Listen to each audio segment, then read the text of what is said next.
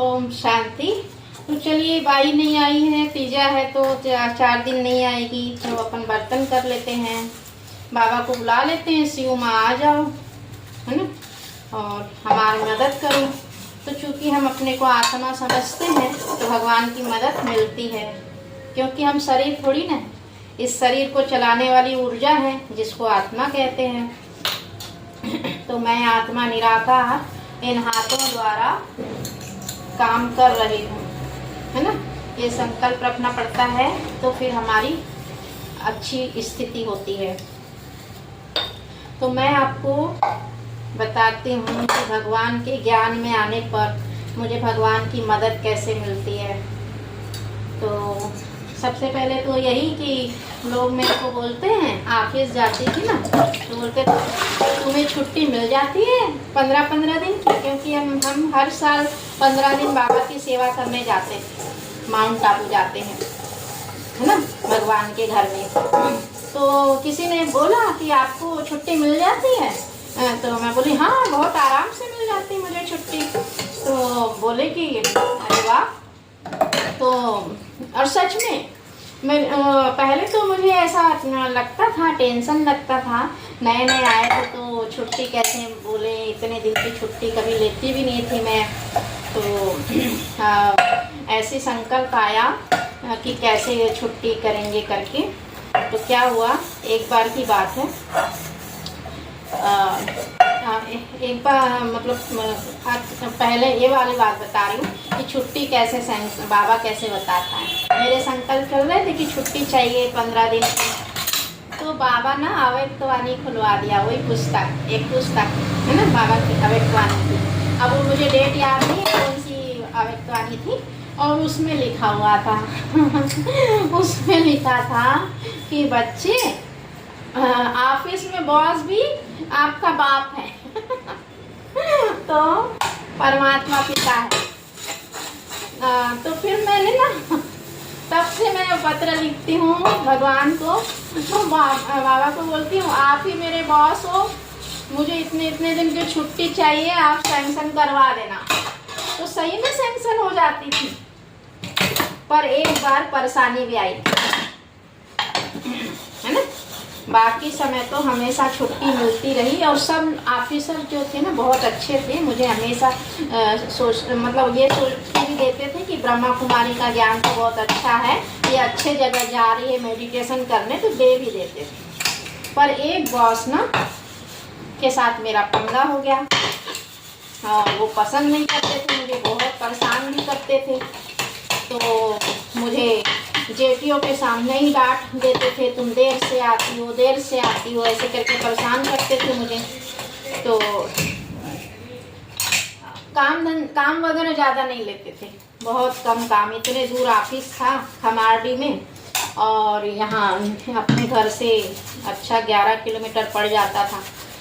तो मुझे छुट्टी चाहिए थी, मैंने बाबा को पत्र लिखा,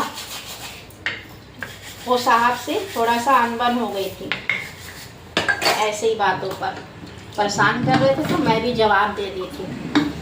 तो जवाब दे दी, तो बाबा को पत्र लिखा मैंने, बाबा को बोली बाबा आज तो मेरे से क्रोध हो गया, साहब को मैं भी चिल्ला कर बोल दी, और साहब तो साल भर से बोल रहा था, मेरा एक दिन निकल गया तो मैंने भी सुना दी थी। तो बाबा को, परमात्मा पिता को आके पत्र लिखी कि बाबा मेरे से तो गलती हो गई, मैं तो क्रोध कर ली, अब मैं आपसे अभी कभी क्रोध नहीं करूँगी, आप मुझे माफ़ कर दो, भगवान को बोली, और मैं भट्टी में जाऊँगी, मुझे माउंट आबू में शिविर में जाना है, भट्टी में जाना है, आप मेरा छुट्टी सैंक्शन करो, ऐसे बोली।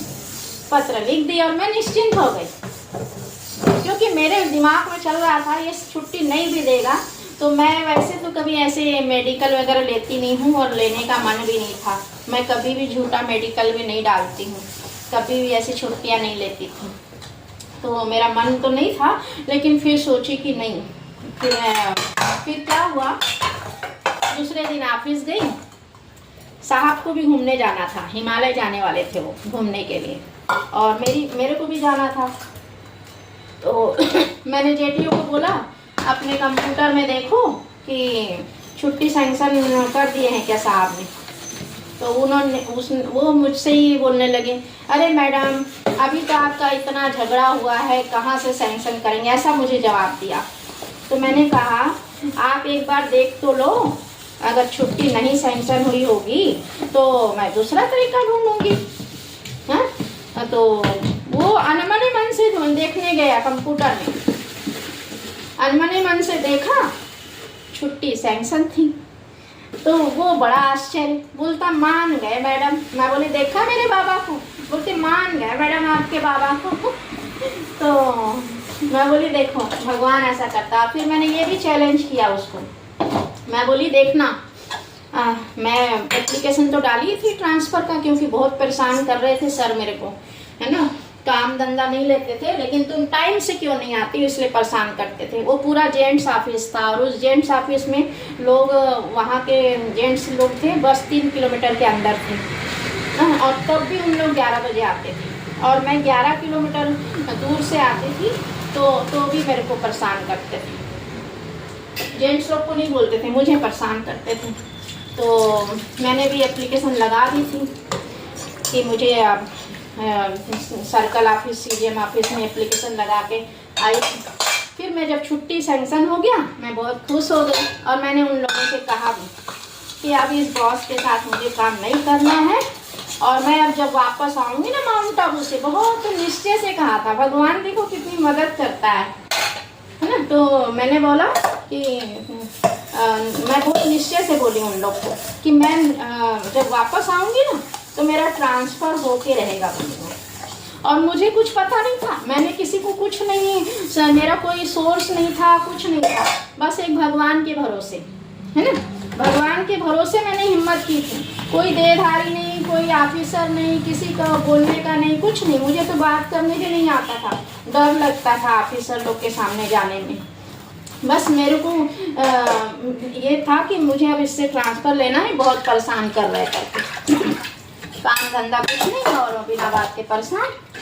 तो फिर मैंने एप्लीकेशन डाल दी थी। वहाँ से मधुबन से आई, तो देखो कमाल, मधुबन से आई तो एक दिन छुट्टी पर थी, तो वहाँ सर्कल ऑफिस से PRO का फ़ोन आया कि मैडम आपको CGM सर बुला रहे हैं।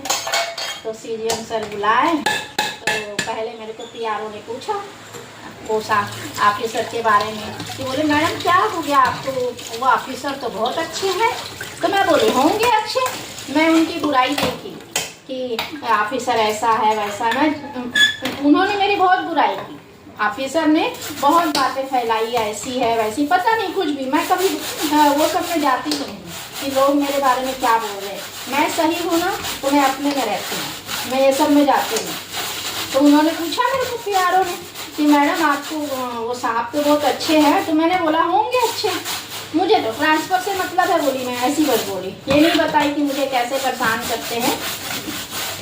तो ऐसे ऑफिसर भी अच्छे थे, चरित्र के अच्छे थे, ऐसा नहीं कि कुछ बुरा है, बस खाली टाइमिंग मेंटेन करने के लिए बोलते थे, जो मेरे से हो नहीं पाता था। तो चलो अपनी भी गलती है ना, टाइमिंग मेंटेन करने बोल रहे तो करना चाहिए, है ना, ऑफिसर है, लेकिन नहीं हो पाता था। घर के सारे बच्चे छोटे छोटे थे, काम हमारे ऊपर ही पूरा बर्डन था। खैर वो सब अलग बात है, किसी को ये सब नहीं बोलना है, चलो मैं वो बात करते नहीं। तो मैं कह रही थी कि फिर CGM सर ने बुलाया मुझे, मैंने PRO को तो बस इतना ही जवाब दिया कि नहीं होंगे अच्छे, मुझे बस ट्रांसफ़र चाहिए।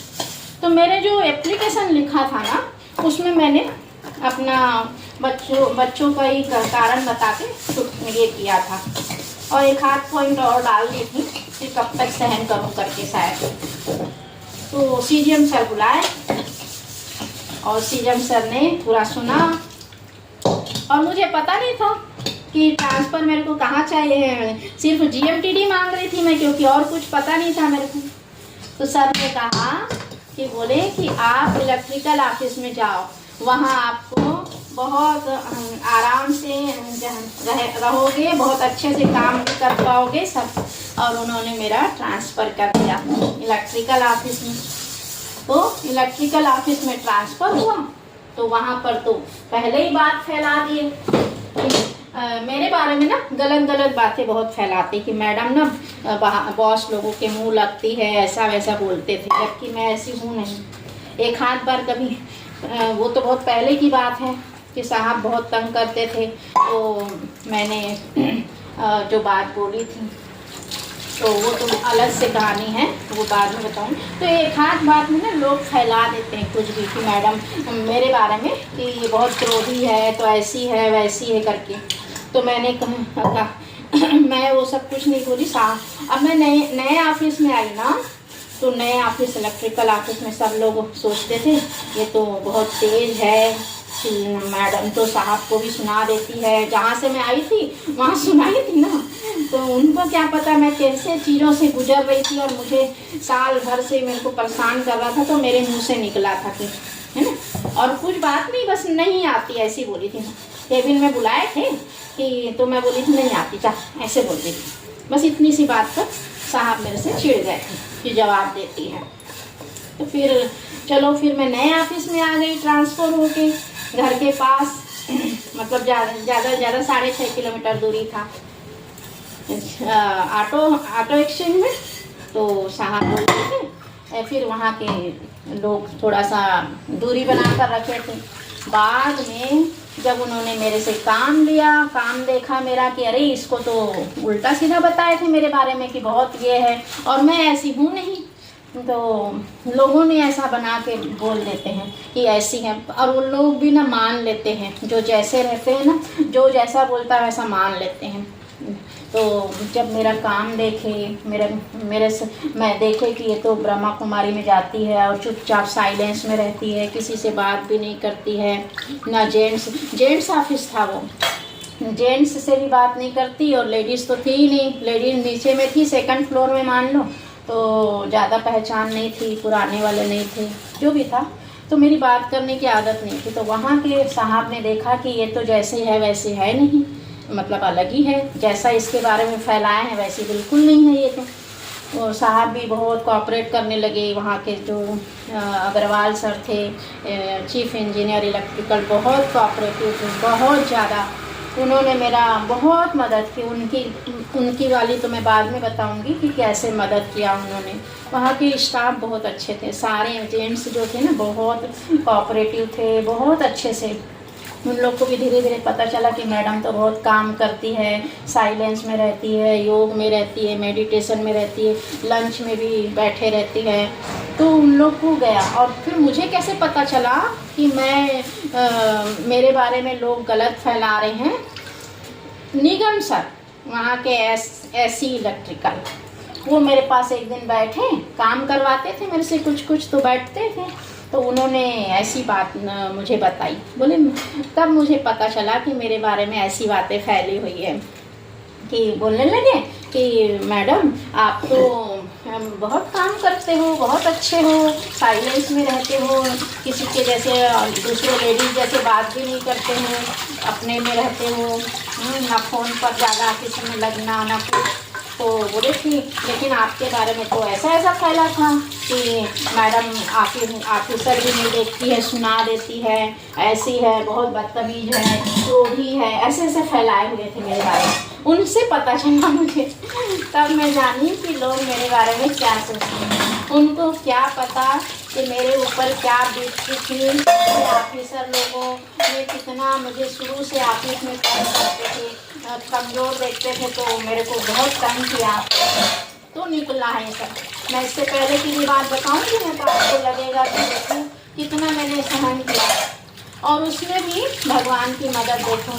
तो इलेक्ट्रिकल ऑफिस में बहुत अच्छे से रही मैं, बहुत अच्छा स्टाफ था। श्रीवास्तव सर थे और संदीप सर, हमारे इंजीनियर सर, सब लोग इतने प्यार से परिवार जैसे रहते थे, कितना मतलब मज़ा आ रहा था काम करने में। ऐसी सर, निगम सर भी बहुत प्यार से। वहाँ पर मैंने नए साल में खाना भी बनाया उन लोग को पाव भाजी बना के खिलाया, सब लोग मिलकर बना रहे थे। इतने परिवार जैसे उन्होंने सपोर्ट किया। तो कितने अच्छे लोगों के साथ मैं ऑफिस में काम की हूँ। बहुत ही अच्छा एक्सपीरियंस रहा था इलेक्ट्रिकल ऑफिस का मेरा, है ना। बाद में और कभी बताऊंगी कि अग्रवाल सर ने मेरी कितनी बड़ी मदद की है मेरी सीनियरिटी वापस करने में। एक बहुत अच्छे इंसान, मैं सोच नहीं सकती थी, मैं तो बोली भी नहीं, और उन्होंने खुद होकर मेरे केस को हैंडल किया।